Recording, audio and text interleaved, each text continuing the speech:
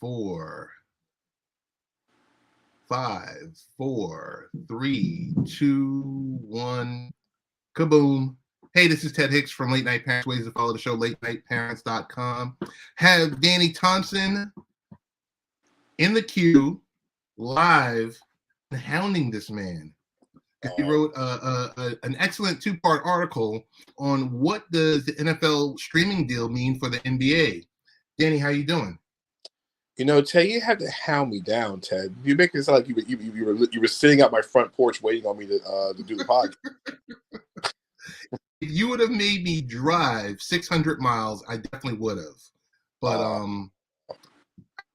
what's new? How's the fam? How was Christmas? What are you doing in preparation for the new year? Before we get down to business, the NBA. The Christmas holiday was good. I was able to, the wife and I was able to go to see Ravens and Falcons on Christmas Eve. In true Grinch-like fashion, the Falcons gave me nothing but coal for Christmas. We're used to it as Falcons fans. Was able to drive back in the nice 12-degree weather that Baltimore provided. Big shout out to everybody. It was an amazing cold experience. The wife was happy with it. And came back and was able to spend Christmas and to do what most African Americans do before the new year, get your house cleaned up. And I think we're going to be going to get some black eyed peas at some point the next day or so. Bonus question. Did you do anything for Kwanzaa? Not this year. Okay. I've done Kwanzaa activities in the past. My daughter and her mom and their family are into Kwanzaa. They've done that for a long time. This year we didn't, just with logistics. But I normally do stuff for Kwanzaa. I normally do. Okay, cool. And just so I can get the additional housekeeping out of the way, any New Year's resolutions? Do you believe in that? I always believe in New Year's resolutions. Okay. I think this year, it's just to be more spiritually, on the spiritual side, be much more spiritually grounded than I was in 2022, 23. Just be more grounded, and really just take more risk, professionally, and just kind of step out the comfort zone a bit. Do more than what I'm doing now, and just take every day by day, moment by moment, and enjoy it. Because you'll snap your fingers and like Thanos, and you're 85 years old wondering what just happened. So I think this year I'm going to take more to enjoy more. Good answer, and that's so true, because you sit back and you say, well, where did the years go? And you never actually want to be at that point. You never want to be sitting there. I think What If is great for Marvel Comics. But What If is not great when it comes to the game of life. I think also a sports debate too, though. Yeah. I mean, kind of.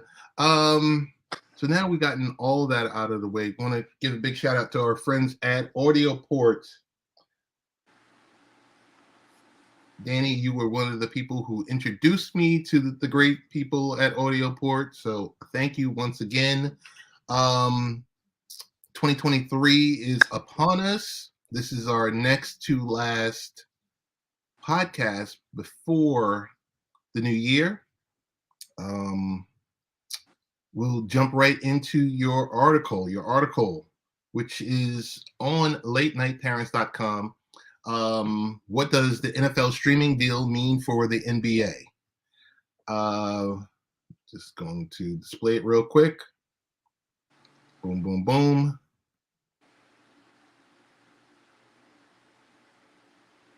Booyah. Danny Thompson, as usual, writer, beat writer, podcaster, radio broadcaster, contributor, and most importantly, your favorite podcaster's podcaster. My favorite podcaster's favorite unknown podcaster. There you go. So, Danny, we were talking about it. We were talking about a lot of stuff leading up to this. Mm-hmm. And Google TV coming in, swooping in like Steve Cohen in the 11th hour, purchasing the Sunday ticket. Were you excited? Were you not excited? Were you kind of like Apple, you fumbled the bag, or what was your take on that? I mean, it literally came from left field. It was kind of like the Cleveland Cavaliers trading for Donovan Mitchell. You didn't see it till it happened. It was like, where did YouTube TV come from all of a sudden? Because it had been reported, especially on this site and many other sites. And even in the business sphere, everybody expected the NFL Sunday ticket to either end up in the hands of Apple or end up in the hands of Amazon. But the NFL did a complete different strategy by going to grab another partner. They kept their main partners together. NBC, NBC Universal, you have CBS Paramount, and then you have NBC, ESPN Disney, and then the Fox Corporation. And you have all of them together. And what they did was they basically gave their Thursday night package to Amazon a couple of years ago for over $1 billion a year. And now you're getting $2 billion annually from Google. So now, not only have you increased your partners, but now you put it on Google or Apple or YouTube TV, getting out of the way of forcing people to have satellite. So I think it's a brilliant move strategic wise, because YouTube TV is probably one of the leaders, Tev, if I'm correct, in streaming cable services.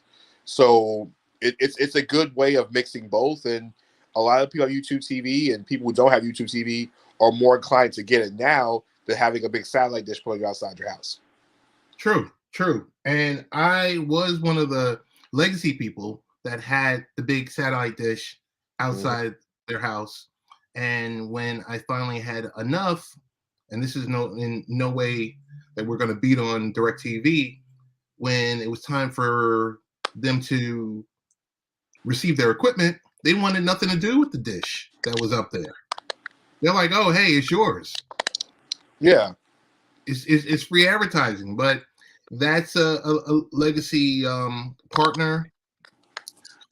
Before we get into the NBA, I just one more NFL question: who gets the commercial business? We know residential is going to Google and YouTube TV. Who do you see receiving that commercial, like the bars and the pubs for NFL?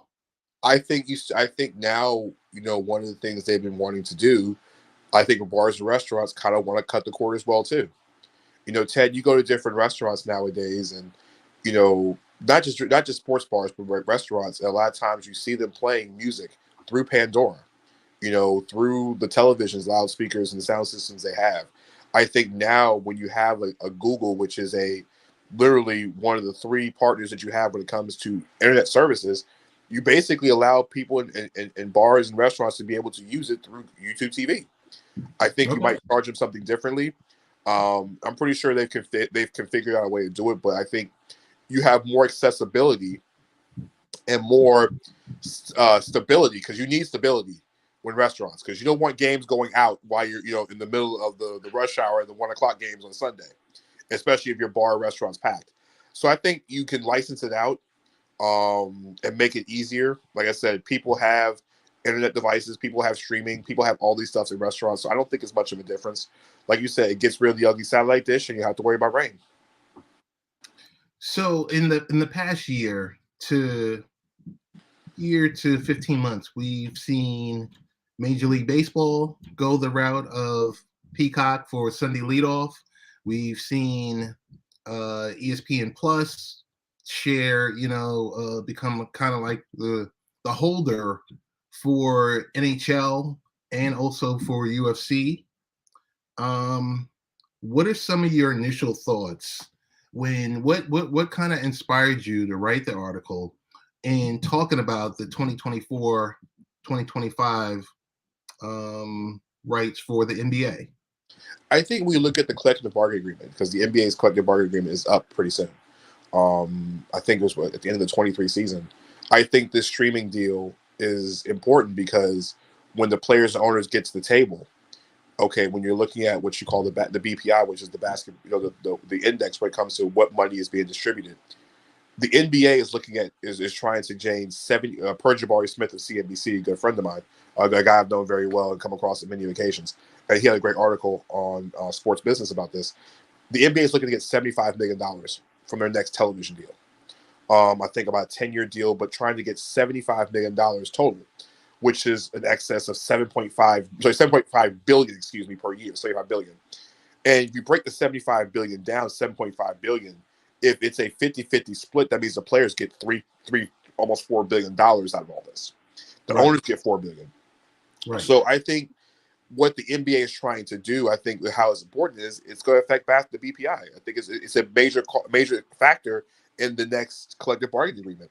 And to be honest with you, because technology has changed so much, Ted, if you go back to the last time the NBA has really had a situation like this, Ted, where multiple people are going to be potentially involved in this, not just cable networks, streaming services, regional sports networks, how it affects everybody, you probably would say it's 2002, the 2001 season going into 2002, where NBC had left as a linear partner, and it went to ESPN Disney, the Walt Disney Corporation, with Warner Brothers Disney being the major cable provider. I think now when the NBA is looking at, like you mentioned before, what these other leagues are doing. You mentioned Major League Baseball with Peacock. Don't forget, Apple also has a Friday night exclusive package to Apple for a doubleheader every single Friday. Apple also now has the MLS rights to basically everything that regional networks had in the past. So that's something that the NBA is going to look into and say, okay, what can we do? But the NBA can also do the model of what the NFL is. Hey, listen, anybody can have a package. You put your money in. We want as many partners as possible. The NBA has a better chance of doing it better than the NFL is because it's 82 games in the NBA season. There's way more games to be distributed, around. There's just logistics, including regional sports networks, that are the difference. You mentioned you mentioned how the NHL is now dealing with ESPN, but remember, what ESPN really is doing is they're taking a lot of the regional sports networks and basically using ESPN Plus as kind of a sort of an NHL center ice situation. So does the NBA want to do that with a linear partner, or with a streaming partner, or is that streaming partner looking to take everything over? That's one of the things that the NBA has to look into. But this is the next domino to fall, because what the NBA does next is it's going to affect every other sports television deal going forward, and it also affects the WNBA as well too. Okay, so a lot to unpack there. I want to rewind it back to, okay, so you have X amount of, okay, so we have Bally Sports that came in there and purchased those 19 or so regional sports networks that were originally Fox Sports, but then that was purchased by Disney. We know about that history. Second piece to it is, I think everyone's going to watch this year what Apple does with MLS. Yes. Because it's kind of like, here's Apple TV Plus, but here's the MLS package, where I'm sure you're going to have to pay a little bit more to see that package, where some of the games will be available within your Apple TV Plus package, but the majority of games won't. I think the kind of the movement that we're seeing now with Amazon potentially developing their own streaming app, and we're going to get into Amazon shortly, because my only pet peeve about Amazon, Danny, is it's so cluttered. It's so cluttered when you're trying to look for something. I mean, not on Thursday Night Football. It's right there on the main landing page. I'm talking about other stuff like, what's his name? Amazon has sports talk shows. I can't find them. Well, they've moved them to Freevee and they put them on Amazon Prime Video. So I think when you mention the app that Amazon is in the process of developing or in talks of developing, I think if you develop another app, which is an amazing idea, because if Amazon has a sports department, as we've learned, Amazon will spend money. You saw the money they spent on not just for the NFL Sunday, the Thursday night package, but look what they have spent into the production of the package. They went out and paid for some of. They went out and acquired some of the top names, Right. broadcasters, interviewers, in the business. On top of, they spent a whole lot of money on this. So let's just say Amazon spends this type of money on the NBA. At this point, you're going to put it on the main app the same way as you did with Thursday Night Football, but you put yourself in a position where an app is needed because, like you Yes. mentioned before, it is a convoluted mess at times. And I think with Amazon trying to acquire more sports, an app is going to be needed to be able to provide Major League Baseball, the NBA, the WNBA. They have the exclusive package with the Yankees for the Yes Network. They're trying to get into the world of mixed martial arts. Eventually, the soccer, whatever that Jeff Bezos and his former team can do, they're going to go out and acquire it because they have the flexibility financially to do it. So Amazon is a partner. Not to mention, you mentioned before, they have a lot of new shows. They have sports talk all day long now. Right. And I'm just saying, definitely Andy Jassy, the current sitting CEO of Amazon, smart thing to do. Develop another standalone app, kind of purge it from your entertainment application and the like. I'll just say this. It's going to be interesting with the NBA because I could see them going the Amazon route. Going the NFL route. Multiple partners, and we've talked about this in length. What are you seeing? You know what? I think the NBA has always been loyal to two partners. Last 20 plus years, you looked at Warner Brothers Discovery and you looked at ESPN, Disney, or Walt Disney Company, and they've been very loyal to their brand, especially the regional sports networks.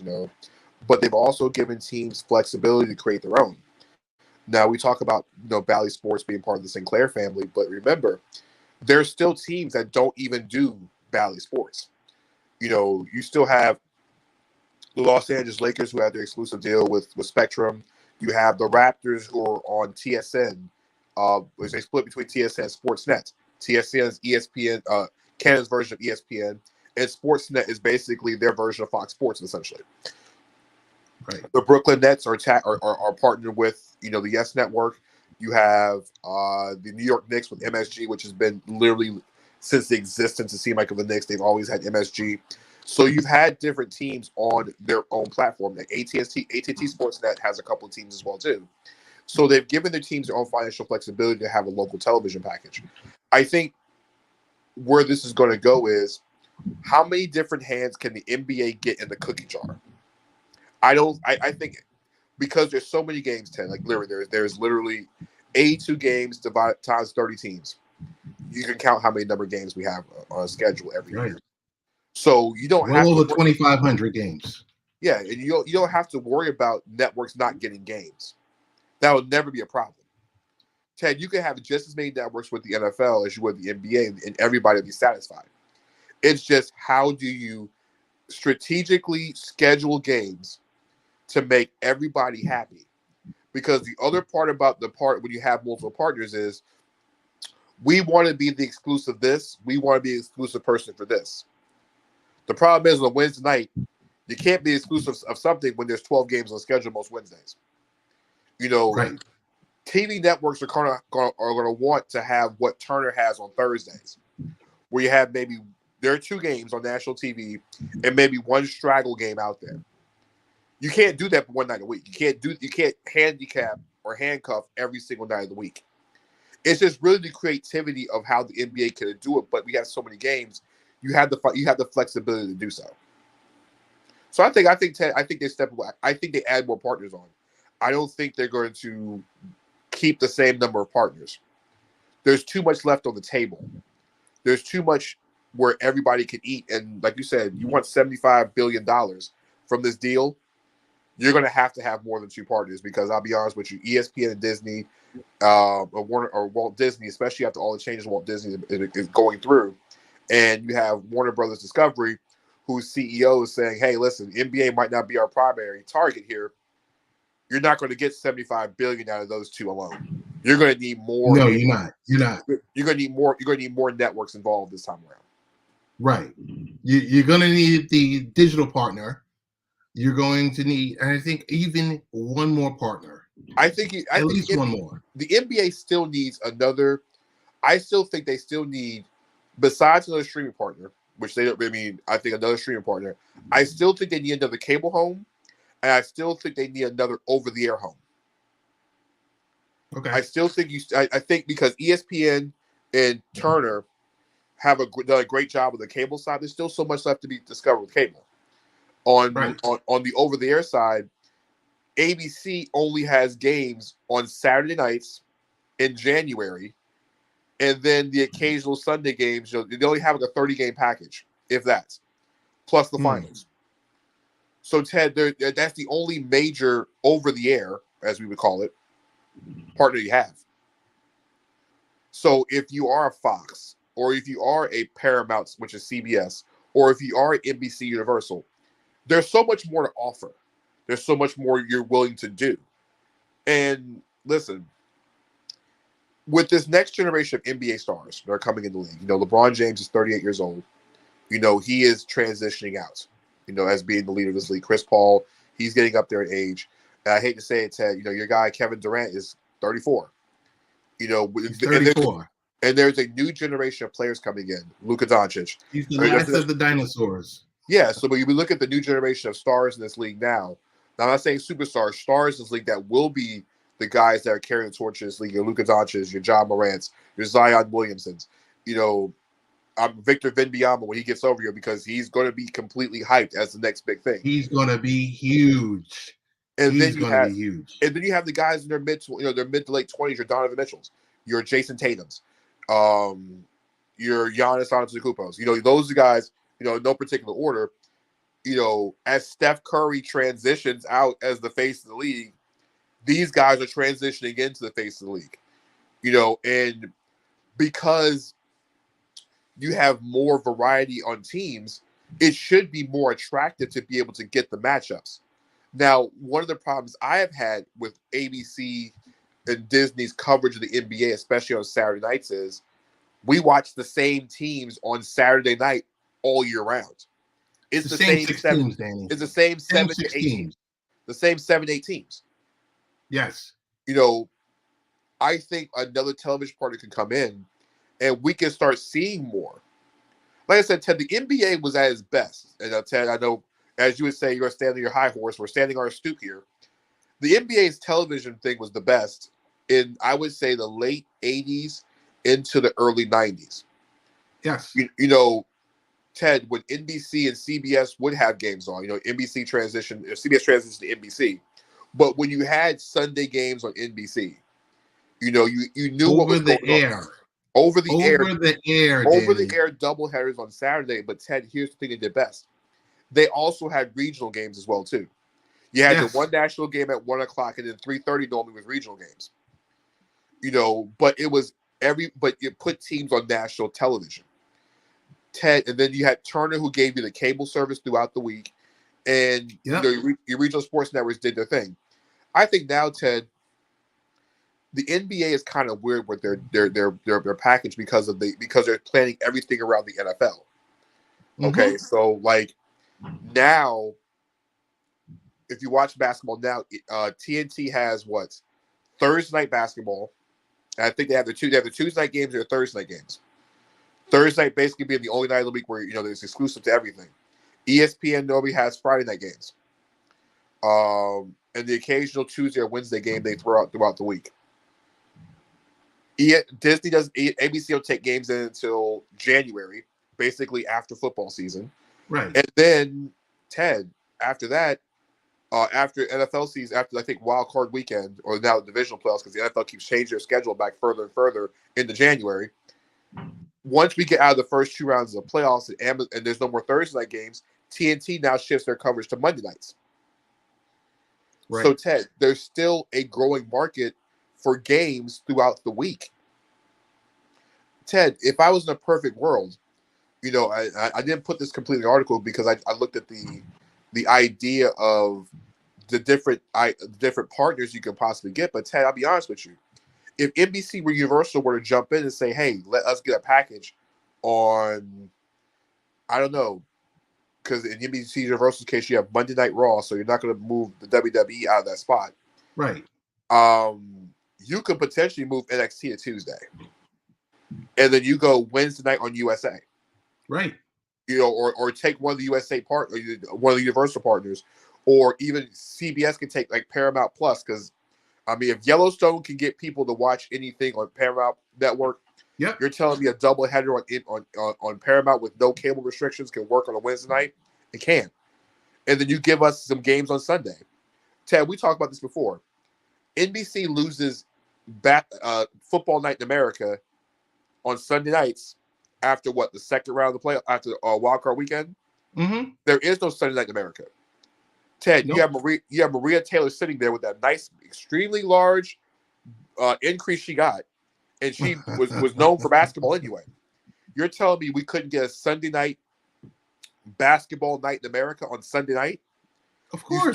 You still have the Saturday package of games on ABC, but we put more games in prime time. And the only reason I tell you, Danny, while I'm high on NBC getting back in there, if you look at Peacock, because I know you have a subscription, the amount of sports that they have on there. Yeah. The amount of sports, and I'm not just talking about NFL. I'm talking about because it's the king, and we saw during the Christmas holiday, the NFL went head up against the NBA, and with games that I would say that were B to C / tier games, and they kicked the NBA in their teeth. Well, Ted, I think when you look at that, that's a number. But also, Ted, the games were all over the air. Yes. Only certain games were over the air on the NBA side. The Sixers game wasn't over the air. The Sixers-Knicks game at 12 o'clock was not over the air. That was the ESPN. Wasn't? No, it was ESPN game only. Oh, okay. So then that's the answer. The Mavericks game was over the air at 2:30, and I want to say Christmas night's game was over the air. Now, even the 5 o'clock game was over the air. The Denver game late. The Warriors and the Grizzlies. Yeah, the Warriors and Grizzlies suffered because Steph Curry wasn't playing. Right. The other thing with NBA is, and the reason why it's hard to gauge NBA on Christmas nowadays, because besides the rest, is players don't stay in spots very long.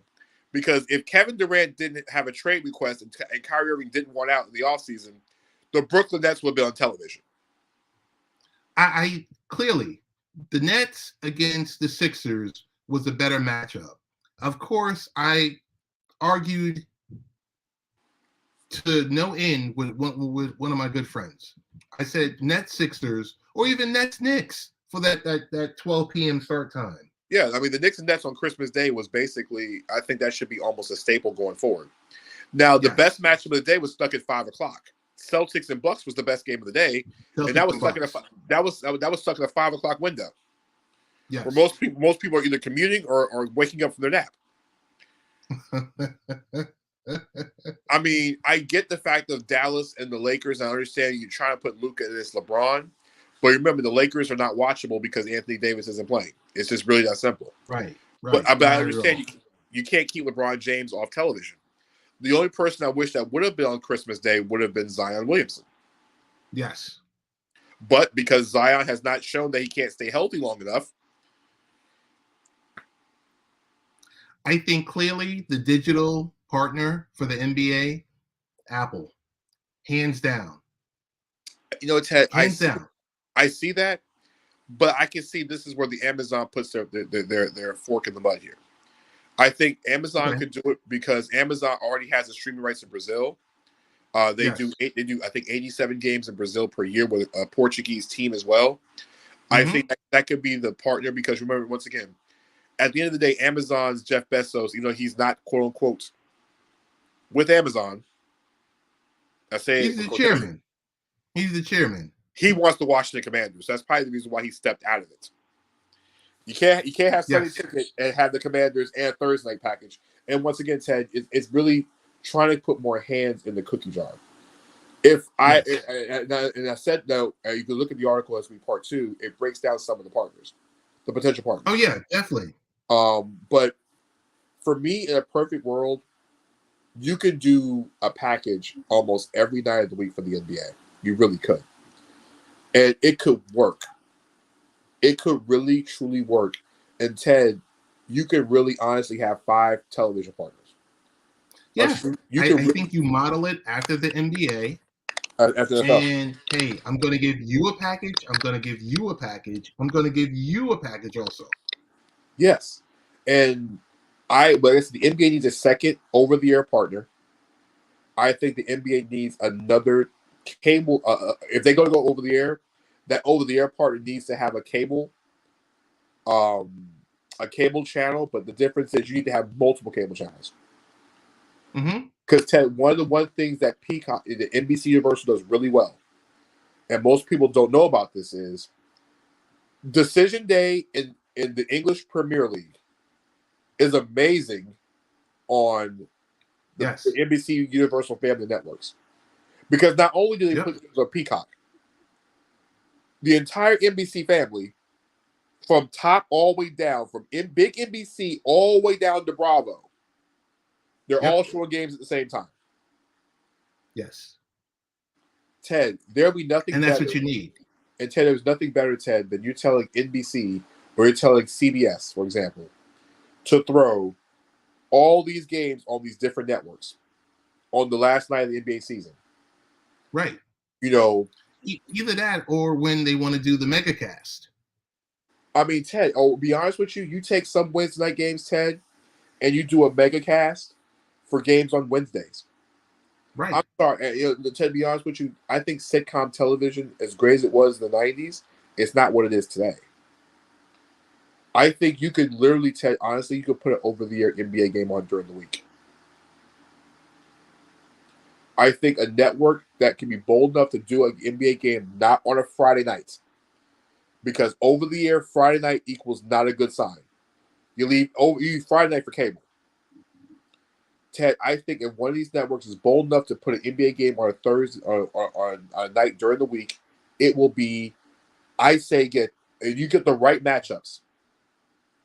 You can get a 10 rating on the majority. You get, I say, between 8 to 10 on the rating for the entire season.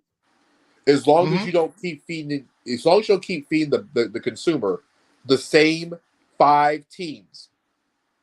I'm not saying put on Sacramento versus Indiana. All right. No. We're not saying that. But Indiana's playing.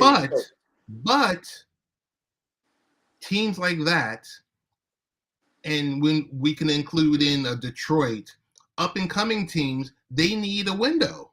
Yeah. They do need a window. You can put Detroit and Brooklyn on a Thursday night because you're putting star power on television. When the Lakers are out east, you can put the Lakers against Indiana. You know, because you have a young star Tyrese Halliburton, but you have LeBron James on the air as well too. You know, if the Warriors are out east, you can do Warriors in Oklahoma City on a Wednesday night. Because once again, it's young star versus current star.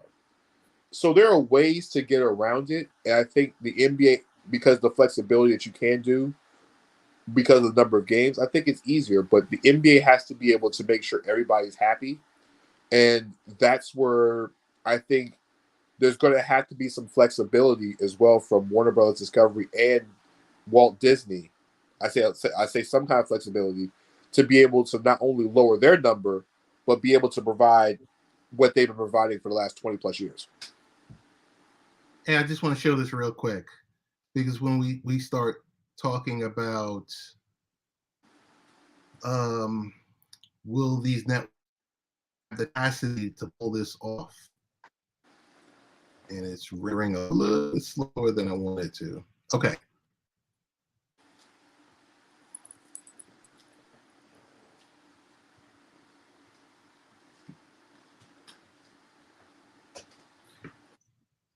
If we look at the media partners, we could see the different sizes of the media partners. Mm-hmm. And I think that image itself tells you everything. It does. Valuations. And Ted, I think maybe it tells you everything. maybe Netflix jumps in this. I think they're too scared. I I don't think know. they're going to focus on Chris Rock and other stuff that's live where they can just dip their toes into it, and then after this year they'll say, okay, we'll do X, Y, and Z. They blew their opportunity with F1, Danny, and you know it. But Ted, remember, we're talking 2-3 years. We're talking 2 years down the road. Yeah. Amazon might have their life together in 2 years Netflix might have their life together in 2 years to put something down. There's so many different variables, and Ted, it might be funny that maybe one of these off-brand things like Pluto TV. I think, Ted, if I'm correct, Pluto TV is ran by Sony, which is Hulu TV is Viacom. run partially by NBC and Disney. Listen, you might even get people to go to Pluto TV to get games. Wait, Pluto or Hulu? Pluto. Oh, Pluto is Paramount, CBS. Listen, Ted, to increase people for Pluto, maybe if you're the Paramount brand, hey, we have an exclusive channel dedicated to stuff on Pluto. And not to mention that, Ted, Pluto is free. Pluto is free. Danny, So, True. If we look at real quickly, go ahead. Go ahead. No, you are. Oh no! If we real quickly look at this image here, some of these smaller players, we could blink our eyes and Paramount could be purchased by Comcast, NBC. I just think anything's on the table. At one point we heard Roku and Netflix joining forces, but then that died. But I truthfully, from your article, I'm thinking Paramount gets a small package. It might be 20 games. It might be 20 games. And I think a better thing I'm going to do some homework before I speak to you the next time to say, okay, so TNT was Turner Sport and Disney ESPN, when they purchase these packages, how many games do they actually receive?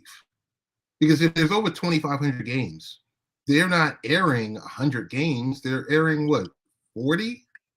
No, I think Turner is over 100. Because remember, Turner has double headers. Okay. Twice a week. Okay. So that's over 100 games plus, and I want to say ESPN's package is probably it's a lot of double headers on Fridays. The occasional the Wednesday night games where they have them, when they change when baseball season gets in. I would say ESPN's package is probably between that and ABC, probably about 75 games, probably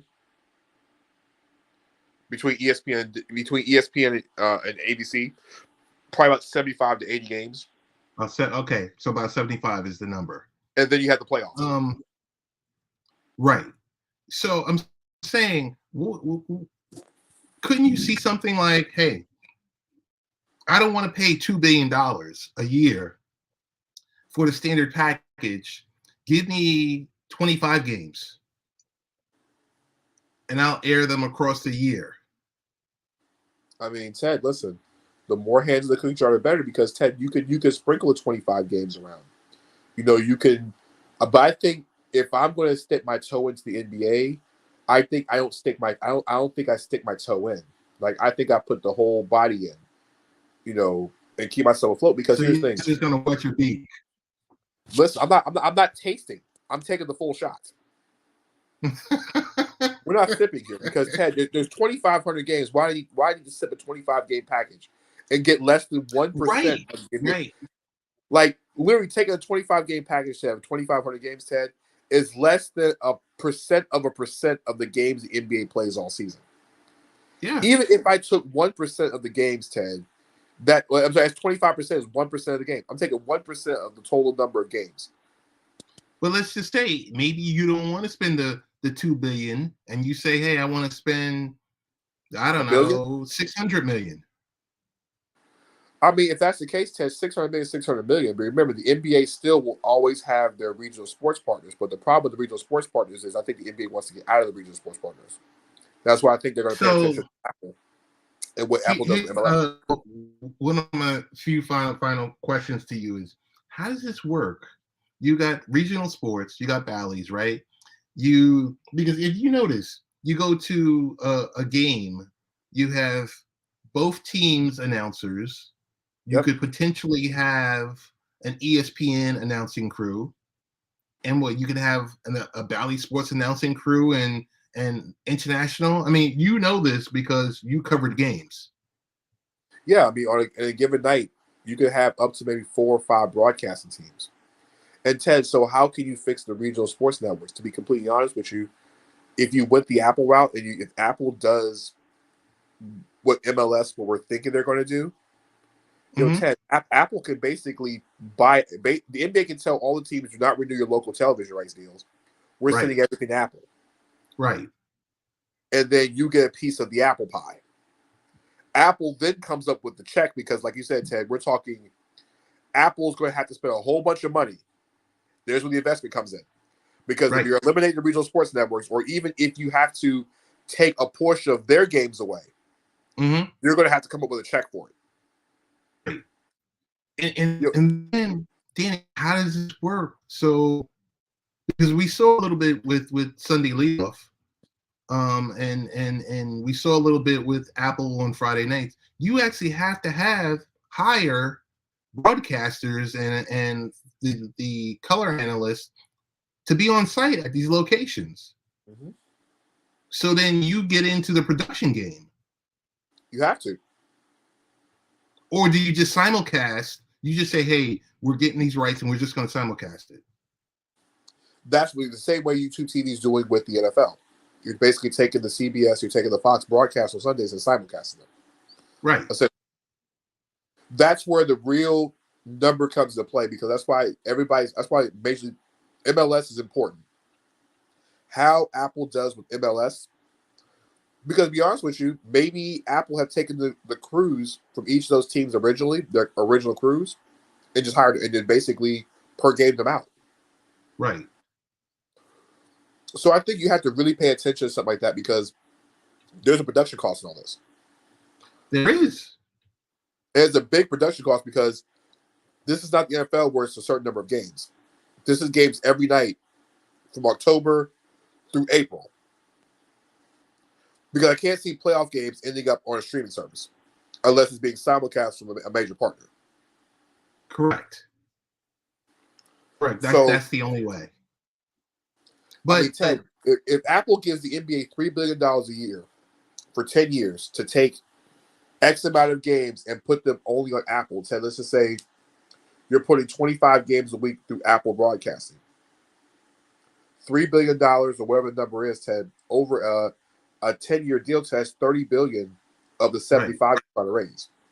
Right. And even if Warner Brothers, Discovery, and Walt Disney still give you the same $2 billion a year over 7 years, Ted, that's $28 billion. And then Apple gives you $30 billion. Ted, you've already basically made almost $60 billion, and you still have games left to go. Right, you do. And Ted, you still can be able to get a $1.5 billion deal from a major over-the-air partner for 7 years. And Ted, that's your $75 billion right there. I think the NBA's major thing is getting it off League Pass. So they want to get out of League Pass game. I think getting out of League Pass might be the best thing they can do. If you're going to make this package attractable, somebody's going to have to buy League Pass out completely, the same way that that YouTube TV and Google did with Sunday Ticket, what ESPN did with the NHL, and buy out completely, right, and pay the league for it. We're going to give you $2 billion a year for the rights to it. and then sublease it out, whether we stay with the regional broadcast, the RSNs. Because the other part of RSNs is it's okay to get rid of Valley Sports. Yeah. But what happens when you're dealing with Yes, you're dealing with MSG, you're dealing with TSN, and you're dealing with Sportsnet. Right. Because you're gonna want the Lakers. You don't want to be a situation where NBC had where they branched off those teams and left them on regional sports networks, the Wizards, the Bulls, and the Warriors, and the Kings. Right. You don't want that situation either, because if you have a situation where you're showcasing games, you can't have those teams. It's difficult. And the Celtics, you got to have everybody on board. You got to have everyone on board. And Ted, that's what we have next 2 years for. Final question: do you see the death of the RSNs coming within the next 2 years? I say as a major partner, I think within the next 5 to 7, because I think if the NBA leaves RSNs, I think baseball will follow behind it, and it'll be at that point. Because you got to think RSNs only will have hockey at that point, but RSNs will still have hockey because ESPN allows RSNs to still have them. Right. ESPN didn't take them over completely. If basketball leaves RSNs, it could start the death march of RSNs completely. Okay. Because there's only so much college sports and off-brand sports you go watch on a regional sports network that you're going to pay for it and feel like you're getting validated for your service every single month. I sent you a note yesterday with a smiley face because I had posted an article from last July that said Google/YouTube TV is going to get Sunday Ticket. I also said that with all the other providers. I told you, 10 toes down, NBC Peacock becomes a major partner. Not saying Warner Brothers Discovery Sports is going to go away. I'm not saying that. I'm just saying they're going to be that third partner. And Ted, if they're the third partner, this is not Hulk Hogan turning on WCW and leg dropping Sting. This is more of the third partner. It's more like Kenny Omega showing up for the Young Bucks in the Trios Tag Team Tournament. Yes. It's the third partner from the back. Yes. So the NBA still needs a third major partner. They've always needed a third major partner. And I think you laid it out clearly. Sunday nights, you got Sunday Night in America. And then Ted, to be honest with you, Sunday Night Basketball in America, whatever. And Ted, to be honest with you, and you have, because you're running partners together, I could even see Peacock reaching out to Turner and saying, "Hey, listen, we'll take on some of the NBA, the salary of inside the NBA, if you sublet it to us to market with Basketball Night in America." Right. And for companies cutting costs, if you're saying, "Hey, we're going to pay the production team," right, why not do it? Gotcha. Danny, definitely thank you for this depth conversation. I know you are super busy. For in 2023, where can we find some of the stuff that you're going to be writing? I mean, where can we find you on social media? And we see you scrolling at the bottom of the screen, Danny 3 Thompson, but where can we find those thoughts? The same place you've always found them. As far as 2023 goes, I don't have any announcements yet. I'm really just enjoying I'm getting to re-enjoy the NBA this year. I think the NBA is at a level where, I mean, there was a slogan the league had where the magic happens. And I think the last month or so, we have seen more of that slogan than we have seen in years. The whole month of December has been nothing but who does it on what night. So agreed. And I could tell you over the years, I think this is the most I've ever texted about the NBA. Yes. Because usually you're like, it's usually the other way around. You're like, Ted, did you see it? I'm like, I'm not watching that. I said, I'm just going to wait until the playoffs. Something where you're sitting there and you're going through League Pass and you're just like, hey, I'm going to watch Celtics and Clippers last night. I'm like, hey, why not? Yeah. It's just something intoxicating that's happening with the NBA. It's not because it's the holiday season, because you're in the middle of bowl season. You're in the middle of NFL playoffs. We were talking earlier. You was telling me how much you didn't watch any of the Thursday night preseason game last night in the NFL. Right. Nah.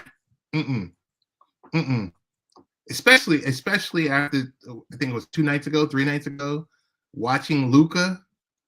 Yeah. Totally become Luka that night. Become the legend that we expect him to. Well, the thing is, it's like we watch what Luka does nightly. You watch John Morant literally try to end somebody's life anytime they're standing way outside of the center. John's going out there. If you're a basketball purist, you get to watch Jokic just literally pick apart defenses when he has that ball at the top of the key. Yes. Embiid is still, even though he shoots threes, he's still so dominant on the interior. Zion the other night against Minnesota, that fourth quarter he had, especially where D'Angelo Russell complained that he's playing football compared to basketball for everybody else. Yes. Where he stole the ball. We basically bullied the ball from a player, McDaniels, and dunked it on the other end. Those are the things that we have wanted in the league for a while. Now, all we have to do is get the Hornets healthy so we can watch LaMelo Ball throw dimes to everybody on the court. I can't wait till next year when Cade Cunningham returns to see what the people can see how really good Cade Cunningham is in Detroit. And we're watching emergence of Donovan Mitchell becoming a superstar. Jason Tatum is the next Celtic for life. He's the next major player for the Celtics. And then the Brooklyn Nets are a 10-game winning streak. After everything, the Brooklyn Nets after everything. After all the talk, after hearing KD, who was right, who was right. Everything Kyrie. Everything Kyrie. And the Nets have won 10 straight games. Yeah. They're at 10 games, and just to hear the Stars talk about their coach Jacques Vaughn. Yeah, and Ted, you forget next year. We talk about KK. We talk about just the future of the league. Oklahoma City is going to at least check Holmgren next year. Yeah. The Thunder are going to be just as talented in 2023 as they were in 2012, 2013. Wow. I mean, Ted, when Trent Holmgren gets healthy, because if they're not going to be good this year, they're going to have another lottery pick in their hands. Yeah. And Lord, and if the NBA basketball gods just give them Victor Wembanyama, I mean, Ted, like I said, the possibilities of the NBA going forward, and we still haven't seen the best of Anthony Edwards yet in Minnesota. Because wait till Cat gets healthy and Edwards can get himself going on a nightly basis. We haven't seen the best of the Miami Heat, who are still injured. Ted, there's so many different, and then the one guy we still haven't mentioned besides Steph Curry and the Warriors being hurt is Giannis. Giannis is must-watch television every single night. He is. He really is. And that's that's the league. And Ted, that's what $75 billion will get you in a package. Yes. You're being able to talk about this nightly. And if you have cable, you can throw late night games in on your cable channel. They gotta be over the air. Your late night games can have those games. And I think it's what the NBA needs. You need more partners. You need more ways to watch the NBA other than ESPN, Disney, or ABC, ESPN, Warner Bros. Discovery, or TNT, and League Pass. Your RSNs. Yeah, you do. You need more ways to watch it. I mean, I wouldn't know what to do if I didn't have MSG or the Yes Network. You're one of those places, Ted, that have it. Because you could be in the Valley Sports area. Right. And that would really stink. A lot of folks hate it. Jeez. Yeah. So, all right. So nothing you want to announce or anything else like that. We'll go into 2023. We're going to the only thing I'm announcing is I'm about to go eat these jalapeno poppers the wife had made homemade. That's I'm about to go do that. That's the only thing I'm announcing right now. All right, so we've been speaking with Danny Thompson, and I am Ted Hicks. Ways to follow the show are latenightparents.com, or you can find Danny on Twitter at Danny3 Thompson. Be well. Thank you. Happy New Year.